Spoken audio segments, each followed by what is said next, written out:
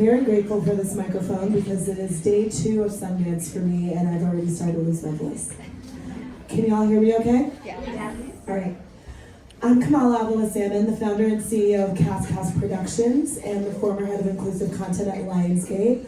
I'm so grateful to both Elevate and Gold House and the Sunrise Collective for having me here today. This conversation is so important. I am personally committed to inclusive, commercial, impactful storytelling, and all the folks that are going to be joining me up here really embody that. So let's bring them up, and as they walk up, I will start reading their bios. All right, I'd like to start by inviting Sonya Passi. She's the founder and CEO of FreeFrom, a national organization in the U.S. working to end gender-based violence. FreeFrom has directly served 30,000 survivors of gender-based violence and impacted 12 million more through policy change. She's also the co-founder of Chani, a popular astrology app with over 2.5 million users, a Forbes 30 Under 30 honoree, a renowned advocate, entrepreneur, and current Elevate Prize winner. Our second panelist is Abaas Mpindi. He is the founder and CEO of Media Challenge Initiative, a Uganda-based nonprofit empowering the next generation of socially conscious journalists. Through its Media Academy and Accelerator programs, MCI provides hands-on training for journalism students. He is also an Obama Foundation leader and a current Elevate Prize winner as well. Welcome. Next up, we have Dave Liu. Dave is the executive producer of DiDi, a Wall Street, Silicon Valley, and Hollywood vet. Through lucrative media, he champions Asian American-led films, including DiDi, a Sundance winner, Every Day After, Oscar qualified, and this year has Bunny Lover premiering here at Sundance. And last but not least, we have Abdullah Saeed. Abdullah is a Pakistani-American writer, producer, and actor. He's also the creator and executive producer of Deli Boys, debuting on in spring 2025. Known for High Maintenance and Bon Appetit, Abdullah blends comedy and cultural storytelling across scripted and unscripted, including writing and music composition. Welcome to everyone here. All right, so that was the shortest version of their bio that is possible. They've all done so much more. So to go beyond bios, I'd like to ask each of you, tell us about one recent thing that you're working on that you feel like demonstrates your connection to today's conversation about impactful storytelling. I'm going to start with Sonya. Sure. Hi, everyone. Thank you so much for having me here. And thank you to Elevate and Sunrise Collective. We just released a documentary. It's called Survivor Made. We went direct to audiences in November. It is 90 minutes about gender-based violence that is no trauma, no pain, no violence. It is just joy. And our goal with this film is it's the first of hopefully many stories we will tell that center survivors' joy and the solutions to the problem.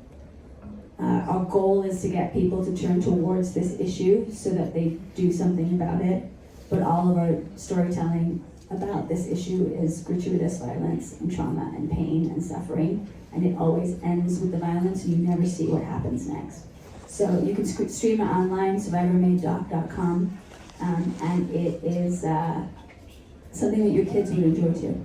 And you can't say that about many films about gender-based violence. Amazing, thank you. Abaas? Hello. Hello. Yes, my name is Abaas Mpindi. I come from Uganda, to be specific, Kampala. The recent project that we have embarked on that relates to the theme for today, again thanks to the Elevate Prize, we recently launched Switch Africa, which is a youth-centered newsroom. So the idea behind it is that young journalists have the power to tell their stories and stories of their communities. And we use a solutions-oriented approach because for a long time, journalism is all about bad news. And we believe that in line with making good famous, we have started this newsroom to make good news famous. Awesome.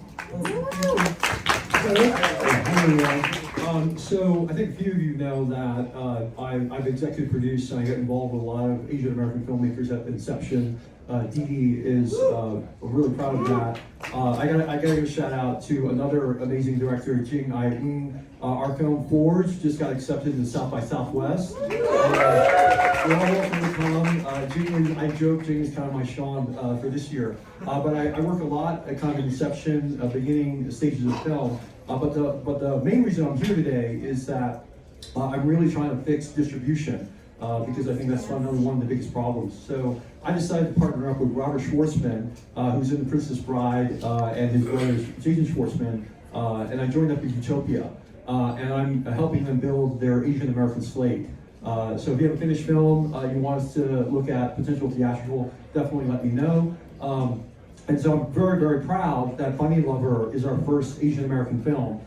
We are the sales agent. We obviously have distribution as well. I'm really, really proud of Katarina Zhu. She's a triple threat actor, a writer, director. This is her debut. And so we are in the US dramatic competition. I'm really hopeful that an Asian American film can win 2 in a row. And so I'm gonna make a shameless plug. If you love the film, we're premiering tonight, please vote for us. If you don't like the film, please vote for us. Thank you. Thank you, Dave.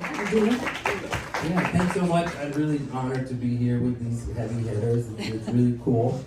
In terms of impact of our show, right? Really from the writing phase, I've always been looking for characters that will free South Asian Muslim actors from having to play stereotypical roles, having to demonstrate the model minority thing, and to allow those characters to be as flawed and as clumsy and as ridiculous as white characters or black characters. And we've seen progress, I think, in a lot of with a lot of different groups. Obviously everyone here has pushed things forward quite a bit, but I focused that on South Asians and on Muslims, and see how crazy we can get, because I do think we live in a world where Muslims are a controversial minority in a lot of Western countries, and so we're saddled with a lot of baggage in a way,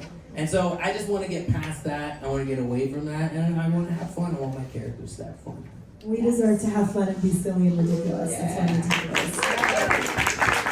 Right, so when I heard the mission of the Elevate Prize to make good famous, I just thought it was so sticky immediately. And then I started thinking, let's go deeper into why does good need a PR strategy? I'm curious, Sonya, what do you think about that? Why is that an important mission? Someone said something recently that's really stuck with me, which is if you don't make the important interesting, then the interesting becomes important. Wow, say that again. If you don't make the important interesting, then the interesting becomes important.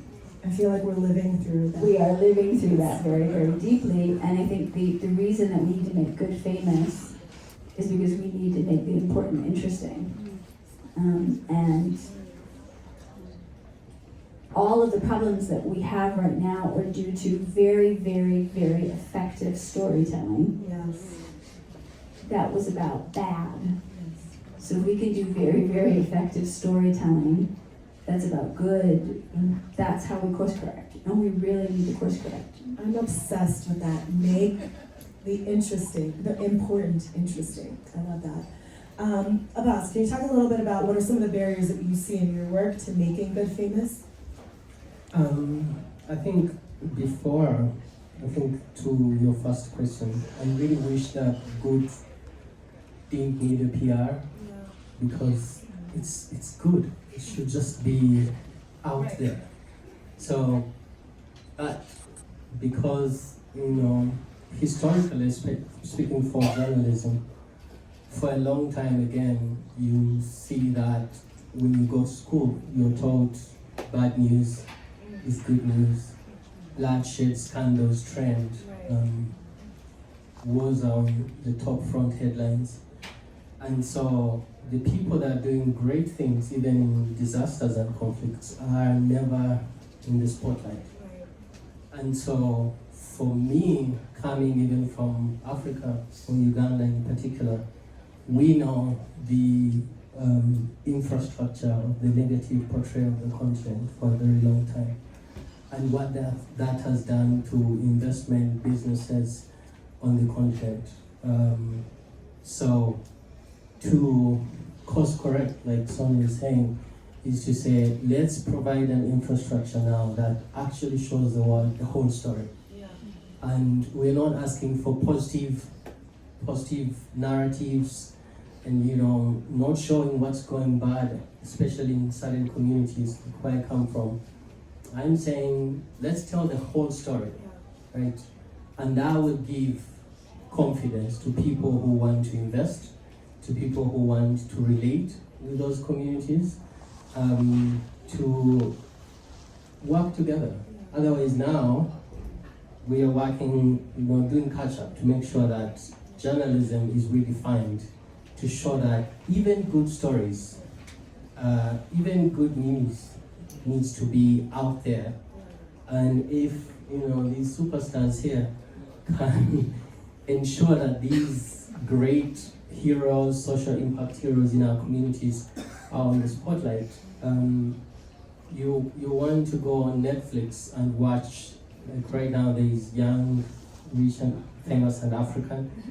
You want to go there and watch, you know, young, impactful and African, right? And see who are those young African change makers.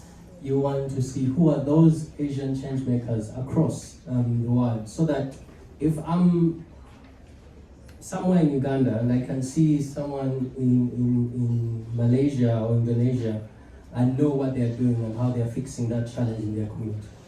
Yeah. I love that. I mean, there's so many connections between what you just said and the work that both Dave and Abdullah are doing, and especially when it comes to, I think, a shared mission that you guys all have in terms of making impactful storytelling like seen, making sure that it's not just made, but people actually watch it. And I feel like in Hollywood, there's always an assumed tension between impact and commerciality, right? Either you want to tell an impactful story or you want to tell a commercial one. And I think Abdullah, especially in, you know, what you just talked about, Deli Boys, you're pushing back on that very actively. Can you talk a little bit about why you feel like that tension sort of is assumed to exist and how it's shown up, even in what you've been trying to, you know, create in Hollywood? Yeah, absolutely. You know, I really think that with stuff that has a message, there is this sense that it's like your vegetables, you know, and that you have to dress it up in some way in order for people to consume it, and that's why people won't watch movies about, you know, historical tragedies and stuff like that. But at the same time, I think that if you just write your story from an authentic place, right, and don't try so hard to, you know, be the journalist and inform the audience, truly try to entertain them in the way that, you know, your heart tells you to, I think that the message just becomes infused in there, right? So it's like, you know, I personally, you know, have had identity issues with, am I American enough, am I Muslim enough, whatever, right?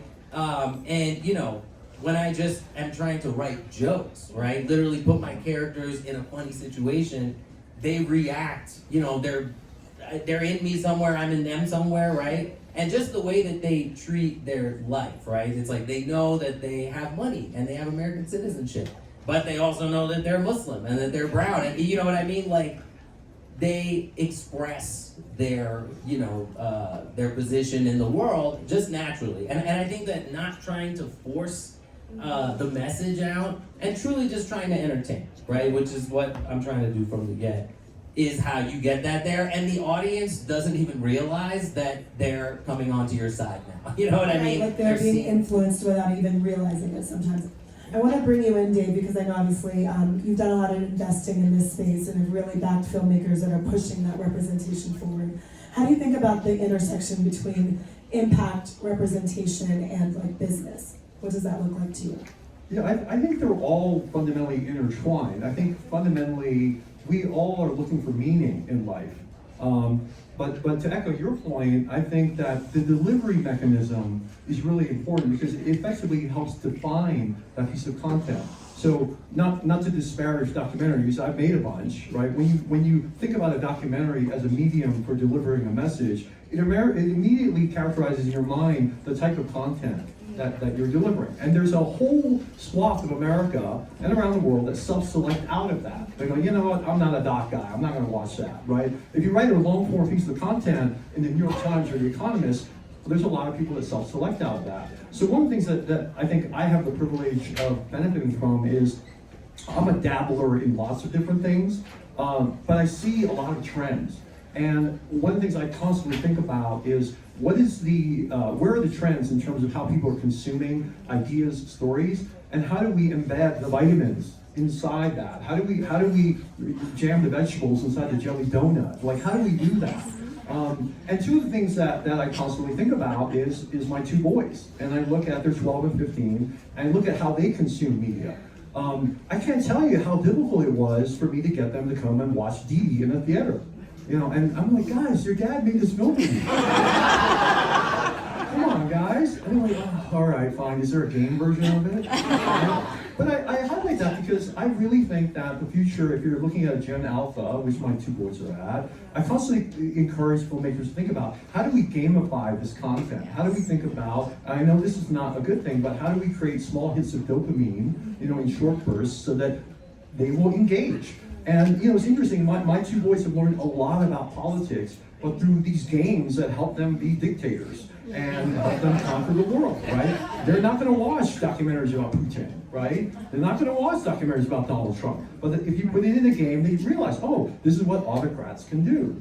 I also look a lot at some of these interesting new delivery mechanisms like vertical media.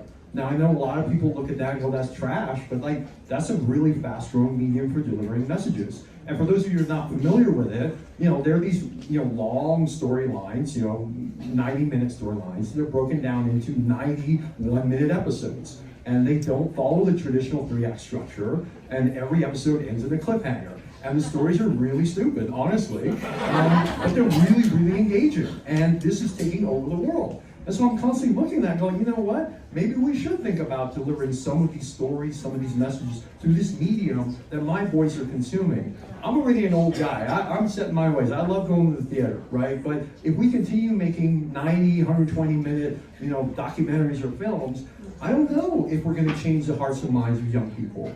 And so I just give that as an illustration of how I think holistically about the projects I work on, and I think about how do we get this message, you know, this vitamin or this vegetable in a medium that will get the message to the right people. Because fundamentally, I think there's plenty of creators. I know that money is a challenge, but I fundamentally believe part of the problem is distribution.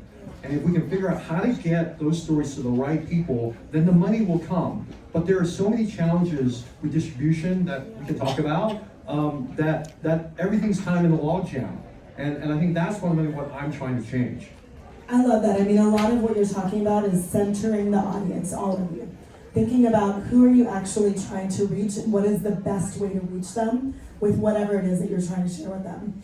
I was also reflecting a little bit about the concept of fame, and some of us that were able to chat before talked about that. I feel like words like fame, power, influence immediately give some people like bad vibes, right? There's this idea that like to pursue fame is bad.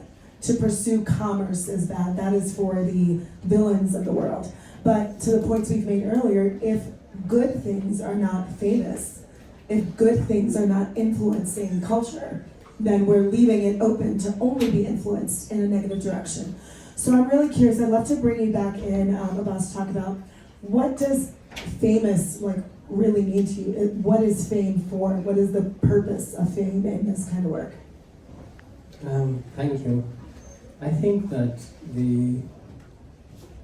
do I as a social entrepreneur wake up to say I'm pursuing fame? And the answer is no. Right?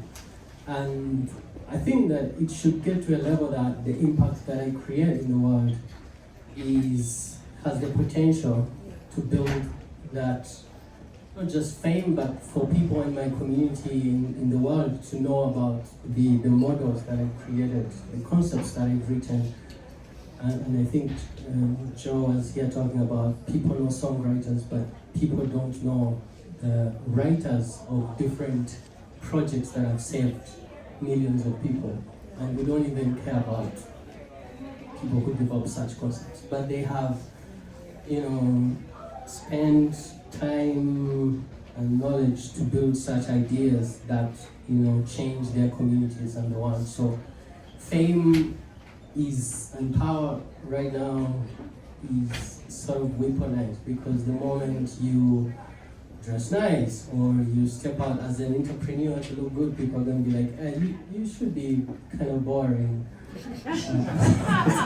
Boss is never boring. But I think that really the social impact work needs some swag and style needs, and that spaces and people who have power to accelerate that. This is the best time to look at stories of good across the world and give them a similar, DNA that you use in your storytelling and you're using, so that people can get to see that. And at the end of the day, fame should be something that comes as an icing on the top of the work that I'm doing, because I think that the reason why maybe people are frowning at fame and power is because of the people that are in those places. So right now in my country, you would say, why are there people who are actually very knowledgeable who join politics, right? Or resourceful and they have ideas, why are they not joining politics? Because politics has been, defined as a space that you can only enter if you have money and a lot of it. And a young person with ideas would not break that space. So there are those barriers that, stop young people or even stop anyone from pursuing fame or power, that I don't think necessarily wake up every day to say, today this is on my to-do list. I think that at the end of it all, here we may be preaching to the already converted, but each one of us has a responsibility to go out there and look for those people in your community that are doing great things that need to be showcased, because it's not even for now, it's for 100 years from now. People should read about me. People should read about the work that we've done. People should get to know about that from when we are. People should go to a museum and then find Sonya there. I love that. I want those that are taking notes to write down one of the things that you said, which was social impact needs a little flag. I like that.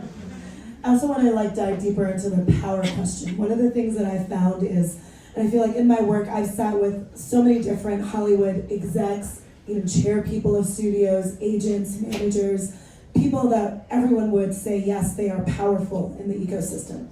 And not one of them has ever really described themselves as a power broker. People seem very I don't have power, as if there is nobility in being powerless. And I kind of want to bring you back in, Sonya, to talk a little bit about what is the role of us having power in these conversations, not always advocating solely from a place of I'm waiting for someone to say yes to me. How do we think about and reframe the idea of people that have mission-oriented endeavors? Thinking about power in a different way, and power as being a way to change things. Easy questions. Yeah. We all have power. I think one of the earliest lessons I learned running an organization and a company was, I have power. Now, I can hold that consciously or unconsciously. If I hold it unconsciously, it's extremely messy. If I hold it consciously, it can be productive. And I say that as a leader, as an employer, but the truth is my employees also have power. And the world teaches us to be powerless. The world teaches us to disassociate from our power, but we can't do anything from that place. Our power is our creativity, it's our generativity, it's our productivity in a non-capitalist way. So it's really, really important that we're connected to our power. And we are at war. We are at war against the destruction of our planet. We are at war against genocide. We are at war against the control of women's bodies. We are at war against the invisibilization of trans people. We are at war. What you need in a war is power. And the other side is not afraid of holding their power and naming their power and claiming their power. So our power is our weapon. It doesn't have to be violent, but our power is our weapon. I love that. Thank you so much. One of the other things that I've been thinking about when it comes to impact-driven storytelling, especially when you're trying to tell commercial stories that might be theatrical or might be on a streaming platform, is there is this feeling that, well, audiences don't want that. Audiences don't want to have any messages embedded in what they're, consuming. There's a, trend on TikTok and other places of quote-unquote brain rot content. Like everything that's happening in the news is so toxic that I just want to turn my brain off. And while that is true, I also look at projects like Barbie and Get Out and Wicked that are incredibly entertaining and absolutely have quite clear messages, at least to me, in them in ways that they're subtly trying to influence people. So I'd love to bring you in, Dave, and just ask you a little bit about what do you think is really going on here when we talk about sort of what audiences want and the ability to actually embed messages and things that audiences want to consume? We kind of joked about it a little bit, like do audiences need to get more serious or do impact storytellers need to lighten up? Like what's really going on? Yeah, to echo what I said a little bit earlier, I'll tell you a quick story. So when I was an investment banker, I wanted to be an entrepreneur. And so, I always ask lots of questions and I try to learn from lots of people. And so I went back and talked to an ex-client of mine who became really successful and started a lot of companies. And I said, look, I want to build products. I want to learn how to create stuff. Is there anything you can teach me? And he said something that's always stuck with me. And he said, look, there are no bad products in the world. There's just bad distribution. And his point, at the time, I think when I talked to him, there were like 4 billion people on the planet. He said, look, you can build a back-scratching post for cats. If you can find, 100,000 people that will buy that, you got a company, right? But the key is, how do you find those 100,000 people? And so that's always really stuck with me because I do believe that all of these amazing stories that are being created, there is an audience for that. There's lots of things that I see where I go like, yeah, that's a really good story. I think someone wants to hear that. That's gonna have a lot of impact. But then the key is, how do you get that signal out of the noise? Yeah. How do you get access to the gatekeepers, right, that control the distribution? And that's really, really, really hard. And so I think that part of the challenge is, how do you break that last mile? And so that's why I do stuff with Utopia. We're trying to build an Asian American slate. But I think that part of what we need to do as a community, just to kind of echo both of my panels' viewpoint, is that this is a fucking war, okay? Like, there's no more kumbaya. Like, if we want our stories to matter, we gotta fight for it, and we gotta fight for each other. And we gotta think about, how do we support each other no matter what? So like, honestly, like, I know I made that funny comment about Bunny Lover, but really, like, we gotta go out and we gotta buy tickets for our people's films. We gotta download, we gotta like, a bunch of my friends, were involved with Warrior. Warrior was a show on Netflix. It was awesome, okay? And unfortunately, there wasn't enough of a groundswell, but like there was a whole movement for a while where we were, upvoting it and getting it on the top of the list, right? There's a whole movement that, Bing, the master, pioneered with the Gold Open, where, he got a bunch of guys in a room like me and basically said, okay, how many theaters are you gonna buy? How many theaters are you gonna buy? How many are you gonna buy? And it was really effective. And so I think part of what we need to think about is, how do we break that distribution, that last mile, so that we can get our stories out there that are impactful. And historically, we've had a challenge. And that's why I think a lot of impactful stories, get pushed by the wayside. But then once in a while, something breaks through. But most of the time, when you look at some of the examples that you gave, there's, a lot of famous people involved, a lot of powerful directors, most of whom are not people of color, and they have massive distribution behind them. And, I don't know how many filmmakers are here running around town trying to sell their films right now. But like, I guarantee you, there are no Asian buyers that you're meeting with, at least the senior people, okay? Most of them are Caucasian, right? And you know, and many of them are allies, many of them want to support us, but they haven't lived through these stories. And so that's how I think we ultimately break through. We've got to work together, treat this as a war, right? And just push through. I love that. I mean, the distribution point is so key, and I think if you don't work in the industry, distribution is sort of an invisible mechanism. You feel like content just comes to you or it doesn't. But to your point, there's a very intentional, sophisticated, complex sort of ecosystem of whether or not content makes it to its intended audience. So really glad to hear about what you're doing there. And Abdullah, I'd like to bring you back in to talk a little bit about what you see as sort of like maybe the next frontier of content and where it's going, because there's a lot of conversations that I'm sure you've all been a part of this moment about this moment in Hollywood. There's a lot of fear that our stories aren't being bought anymore, our stories aren't going to be told, the DEI backlash, all of that. At the same time, there's rapid transformation when it comes to distribution and consolidation. And even with the end of Participant, there's a conversation about what does that mean for both impactful stories and stories that center representation? Is that over? And I happen to believe that it isn't. Like, we're moving from maybe from an Impact 1.0 or a DEI 1.0 to a 2.0 and now a 3.0. So as Deli Boys launches, what are you expecting or what are you hoping for when it comes to sort of this next phase of impact, representation, commercial storytelling that centers us? Well, global fame for myself, first of all. Amen. We support it. So, you know what's interesting about the distribution thing, right? I, by nature, just by environment, I've always had to be an early adopter of the next thing that's coming, right? So I was a print journalist. I wrote for the Philadelphia Weekly, right, many years ago.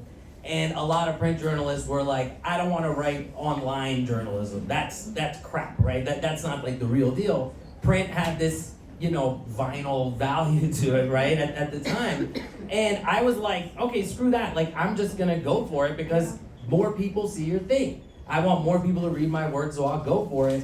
And then, obviously, that's where the industry went. That's where my career started going, right? There was a time when I was working in documentary where people were like, YouTube it's like whack, right? It's like only if it's on TV or if it's like for real, you're seeing it in theater, then it's for real. And I was like, well, I have the opportunity to make web docs, I'm just gonna make those. And then that really worked out for me, right? So it's like, you know, when I look at now, you know, you were talking about those 1 minute things, right? And it's like, actually, you know, I've talked to a few people, I met someone who casts those, right? And that was the first time I heard about it. And I was so fascinated. And I know also she was like, it's crap, it's real garbage, right? And I was like, I wanna make one of these, right? Like, because like, I'm not a super visual person, right? So for me, as long as my story is getting there, right? And as we're seeing, there's millions and millions of people are watching this stuff. As bad as it might be, right? But in our you know, in our context where we're like, oh, well, there's these streaming shows, they're amazing. So I would encourage people of color, right, to really take ownership of those things, because right now they're loose, right? And if we get in there and grab it and say like, okay, I'm gonna speak to this one audience, but you end up catching another audience. There's also like, you know, you can sort of turn these around quick. I heard they shoot like 15 pages a day or something crazy, right? But like, you know, when I hear something like that, it reminds me of that time. It's like right now everyone's like, well, I want my show on streaming, right? And if you really want to like make money, you're gonna try to make a network show, I guess, right? But if you're like trying to make that crafty TV show, you're gonna say I want it on streaming and not realize, right, that just because right now Netflix and Disney Plus are the big, you know what I mean? Like places where you watch stuff, like that doesn't mean that in 5 years, like they're still gonna dominate the entire thing, right? Like there's going to be these little cracks, these little spaces. You know, I worked at Vice for a long time. It was like a small place that like figured out how to enter these spaces, right? And empowered young storytellers to do that stuff.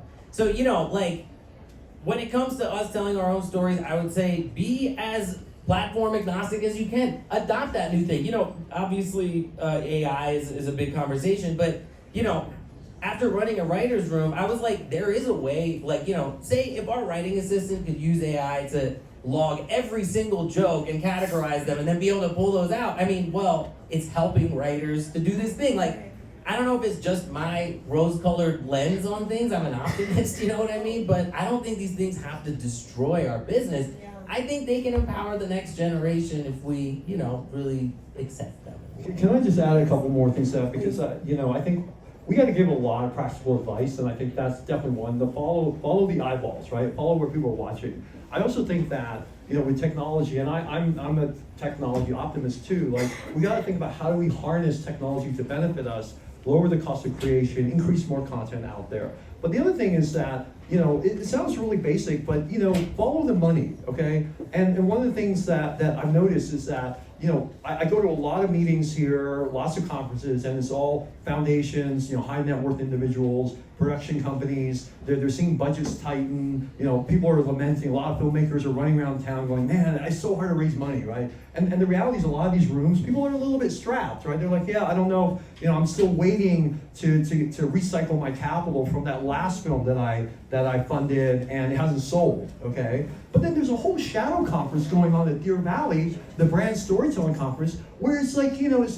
the bull market, you know, of the 1980s. And these companies are flush with cash, right? And their CMOs are running around town, only over there, not here, by the way, so over at Deer Valley. And they're basically saying, how do we get audience? Like, how do we get more, you know, Gen Z, you know, Southeast Asians, right? How do we get more Gen Alpha? I'm a millennial, I do appreciate All right, it. yeah, I'll give you a little plug there.